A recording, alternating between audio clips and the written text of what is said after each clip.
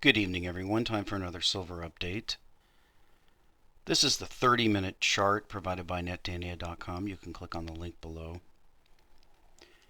I've drawn a couple of trend lines, the upper and lower channels here. You can see that we kind of have a narrowing telescopic formation here that we broke out of on this MACD breakout. We seem to be approaching another one here. We've reset back to the zero line, so hopefully tonight we're going to get another blast off, and as I pointed out in my blog on some of the charts I posted, we are in a very heavy consolidation resistance area. Goes back all the way back into here. You can see it's very thick with a lot of price action all the way back in this area. So there's a lot of support and resistance, specifically these bottoms here. We set an initial bottom with the May smackdown, then we had a rally and a drop off and a new lower bottom, and that seemed to mark the lowest point for quite some time. Then we had a drop back to that and a crash below it and a rally right back up to it. So it kind of acted as a rubber band right here. And so and then we have a lot of congestion in this area. So we're heading into some really important areas. This area right up here around 35.5 or so. This is an area that we're looking to penetrate to definitely prove that we've got a lot of upside action. Now, the next one is right up above us, and that's going to be at about 34. So 34 is going to be the next level, then 36. Then we need to ultimately get through this high up here if we're going to challenge the old highs.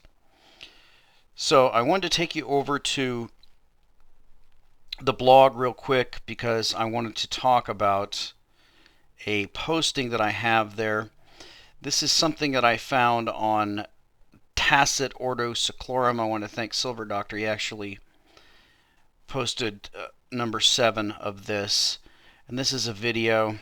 This one's still playing here. Official gold sales. And these are a little bit low, but it's well worth the watch. There's a total of 19 parts here. And most of the information is pulled from GATA, but this gentleman does an excellent job of documenting the gold manipulation and price suppression and proving that it is the case. So they're all set in this table here. You can list to them all here. If you want to watch them full screen, you should be able to click full screen, or if that doesn't work with your browser, you can just click on the link here when it's playing and it'll take you to the original site.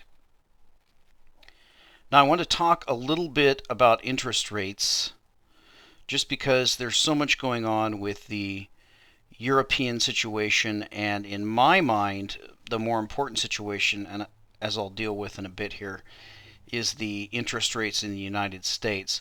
But I just wanted to give an overview here of interest rates and what they mean. So I'm just going to delve into Wikipedia a little bit, and you'll see where I'm coming from, why I'm going back to basics here. An interest rate is the rate at which interest is paid by a borrower for the use of money that they borrow from a lender. So that's the most basic concept. Now, the idea that's important is, how do we determine what an interest rate should be? Interest rates are normally expressed as a percentage of the principal over a period of a year. So that's the standard for any given amount of money, say $100. If the interest rate is 1% over the course of a year, then it's going to return $1, $5 at 5%, etc. So the big question is, how are interest rates determined? Now, interest rates are determined primarily by risk and inflationary expectations. Now, there's others that they list here, but these are the two that I really want to concentrate on. Inflationary expectations are the expectations of how much the currency that is loaned out will decrease in value by the time that the loan is due. So, for example, if I loan you $100 for a year, then one of my concerns is going to be that the dollars that you pay me back in, how much less they are worth when you pay me back in 1 year's time. And I have to account for that and compensate for that. If I don't, then I can actually lose money by loaning you money. So I have to have an accurate inflation expectation, and I have to set the price of my loan based on that. That is what goes into the determination of the interest rate. That has nothing to do with the borrower. That has to do with the government. So this risk is caused by the government and what it does with the currency that I'm loaning out. The next risk, which is described as risk, is the risk of default. This is the risk that I won't be paid back the money, that the borrower will default on the loan, and therefore what is the chance of this person to go bankrupt? Based on that, I have to set the interest rate high enough to compensate me for that risk. If I have a basket of loans and I expect half of them to go bankrupt, then I obviously have to have a very high interest rate to compensate for that risk. So these are the two key determiners that I want to look at in looking at how we set interest rates. So the other Wikipedia I want to look at in regards to this is the credit rating agencies. Now this has been an issue with the recent downgrades of European debt. And the first question that comes to mind is, why do you have a credit rating agency? In other words, what's the purpose of having this in the first place? Now, they go into the explanation here, but I want to think of this in terms of free market principles. We know that the borrower is going to be rated and given an interest rate based upon the risk of them paying back a currency that is worth less than what they borrowed, and the risk that they won't pay it back. So somehow these credit rating agencies are going to make a determination on that, and my question would be, why? Why do they need to do that? Isn't that already in the interest rate? So, and that gets down to a lot of the issues. When you look into this, you can see the criticism of the rating agencies, and there's a lot of them. First of all, they don't downgrade things quickly enough. Of course, that's after the horses left the barn, so that really doesn't do anything. They have been criticized for having too familiar of a relationship with company management, in other words, corruption. And they go on and on and on. But my main point is this. In a free market, there should be no need for credit rating agencies. Now, as it turns out, a lot of your annuities and your pension and your retirement investments, these require credit rating agencies. A lot of the bond issuance and other things do as well. They require ratings from these people. It's kind of like a good old boys rubber stamp club, so that they can, and in my mind, this is what this does. This circumvents the marketplace. It circumvents due diligence, and it allows somebody to rely upon a third party where they can point the finger and say, well, that's not my fault. They said they were okay, and then they can voice the blame off on someone else. So this, in my mind, is a completely non-free market mechanism, and it is a perfect example of government intervention in free markets and how that ultimately harms both borrowers and lenders. So I personally don't believe credit rating agencies should exist. As far as, I wouldn't ban them, but I don't think that any law should recognize them, and I certainly don't think that the market should rely on them. The market should try to set interest rates based on risk of inflation and risk of default. Now, we know why they do this is because the government is interfering with markets and these agencies are in bed with the government. So I wanted to show you another issue of how the government is interfering with markets and how that is the core or the key problem that we have with the economy today. Now, this is a Treasury yield curve. This is taken from treasury.gov, and what you can do with this curve, and this is what I've done here, I've got a comparison here. This is the current yield curve as of January 23rd, 2012. For those of you who don't understand how the yield curve works, it's really pretty simple. The yield curve takes all of the treasuries that exist, the government treasuries. They go as low as a 1-month bill all the way out to a 30-year, and they show you the respective interest rates of those. So you can see that basically down at the 1-month, 3-month, 6-month, and 1 year, we're pretty much flatline. We're still below 0.5%. You can see at the 2-year we just get to 0.5%, and even at the 3-year note we're still below 0.5%. We get to 1% at the 5-year, about 1.5% at the 7-year. The 10-year we're at 2%, and then we get to almost 3% at the 30-year. So these are shockingly low interest rates, and I'm going to show you that in terms of comparison. So what we're going to do is I wanted to take some comparison dates. Actually, I'm going to walk you through some dates just for historical understanding. If you remember, 1990 was the year of the first Gulf War. This was the year when they first ratcheted up interest rates and ultimately caused a recession by that. But let's go and take a look at the comparison here and look at the interest rates. So this is the yield curve that we had in 1990. You can see that they raised up the short-term rates. When you have short-term rates that are higher than long-term rates, that's called an inverted yield curve. That's normally an indicator of an impending recession, and that means tight money. Now you can see the money was pretty tight in 1990. When we moved to 1991, as the recession was starting, you can see the Fed began to lower the short-term rates. We go out to 1992. They had fairly drastic cuts, but the long-term rates were still fairly high, up at 7%. So even during the downturn of the early 90s, you could still get 4% yields on your short-term, and you could get 7% yields on your long-term. So still a healthy interest rate for savers. Now we're still falling into 93, but we're not below 3%. 94 was just the tail end of that recession, so that starting to level out.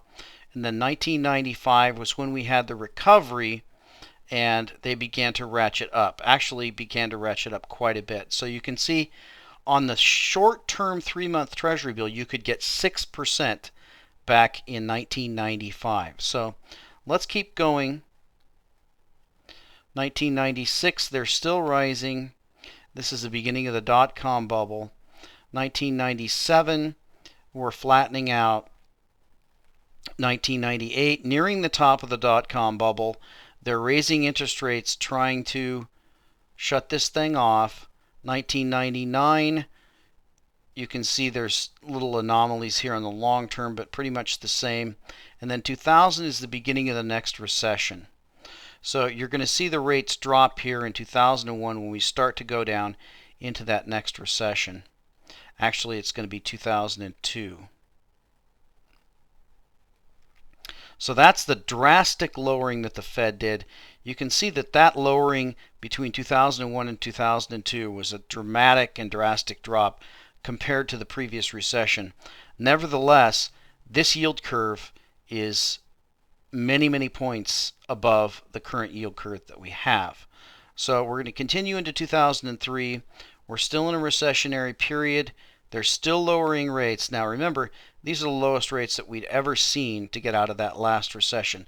And this, I believe, is the bottom in 2004.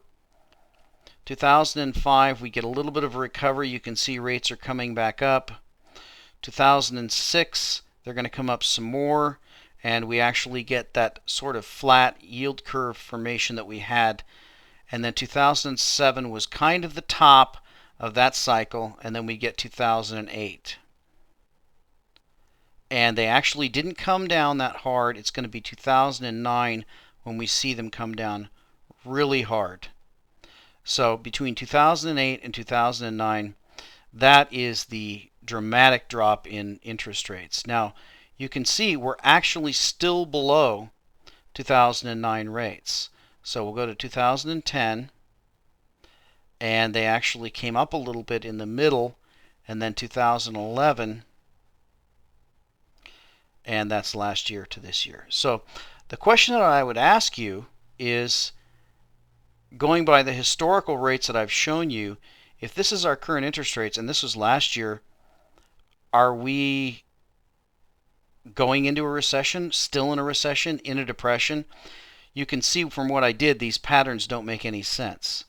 So the question you have to ask is, back to the original premise, interest rates are a calculation based upon the risk of the currency being devalued and the risk of the sovereign, in this case, defaulting on that debt.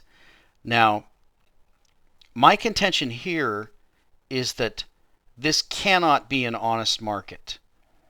If this were an honest market, then you would have to say that at the present time, the risk of a default by the U.S. government, although it may not be high, is actually higher than it's ever been in any of the other years that we looked at.